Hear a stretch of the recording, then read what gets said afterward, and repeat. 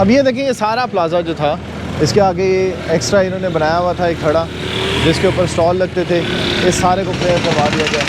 अब ये जो प्लाज़ा है, इस प्लाज़े को क्लियर किया जा रहा है। और इस प्लाज़े के आगे जो एक्स्ट्रा थड़े बनाए हुए थे, ये आपको बीच में नज़र आ रहे होंगे पाइप।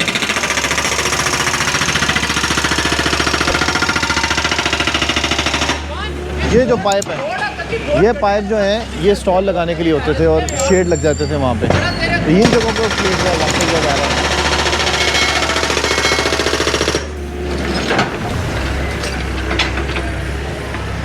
ये देखिए, ये बोर्ड लगा हुआ है, इस बोर्ड को भी उतारा जा रहा है।